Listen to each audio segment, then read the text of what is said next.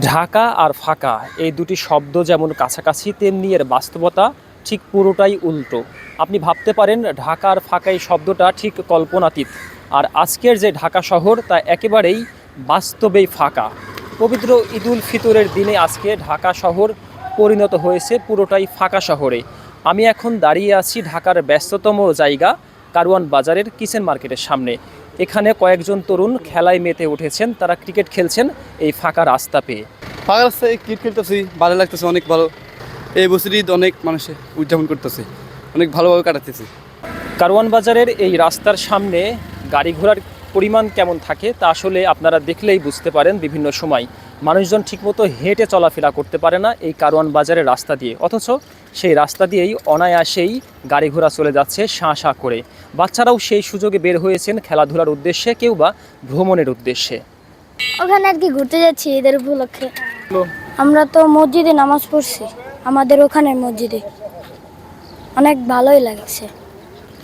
মানে বন্ধু বান্ধবের সাথে ঘুরতেছি, আগে তো ঘুরতে পারতাম না, সবাই আগে গ্রামে যেত গান, আজকে একটু তাও পাইছি। ঢাকাকে বলা হয় রিকশার শহর, অথচ এই শহরে রিকশা একেবারেই কম, এবং যে কয়েকটি রিকশা রাস্তায় দেখা যাচ্ছে তা যাত্রী ছাড়াই রিকশা চালকরা চালিয়ে যাচ্ছেন। কয়েকজন চালক বলছিলেন ঢাকা শহরে এমন ফাঁকা পরিবেশ তারা কখনোই দেখেননি। এই ঈদ উপলক্ষে একবারে ফাঁকা হয়ে গেছে।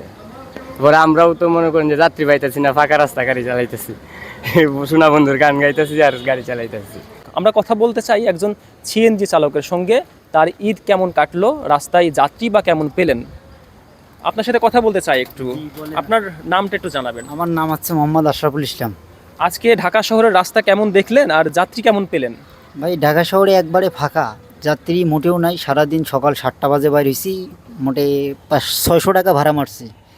এখন মানে কি করব বুঝতেছি না, এমন অবস্থা, শুধু ঘুরতেছি আর ঘুরতেছি, ভাড়া আর মিলতেছে না। এই যে ঢাকা শহর এমনটা ফাঁকা, অন্য কোনো বছরে ঈদের সময় কি এরকম ফাঁকা ছিল? না না, এরকম ফাঁকা পাইনি কোনো সময়, এরকম বাজারও পাইনি। এর আগে আমরা ঈদে মনে করো প্রতিদিন ঈদে যদি গাড়ি চালাইতাম 5 থেকে 6 হাজার টাকা ইনকাম করতাম আধাবেলায়, কিন্তু এমন অবস্থা বর্তমান আমরা এই সকাল 7টা বাজে গাড়ি বের করছি, শুধুমাত্র 600 টাকা ভাড়া মারছি। ব্যস্ততম কারওয়ান বাজার হয়তো আগামী 2-1 দিনের মধ্যেই তার স্বরূপে ফিরবে। আমার পেছনে দেখতে পাচ্ছেন পণ্যবাহী গাড়িগুলো অলস পড়ে আছে, কিন্তু এই যে ঢাকা শহর তা যেন গল্পের মতো ফাঁকা এখন। আব্দুল কাদের নাহিদ, 21 টেলিভিশন, ঢাকা।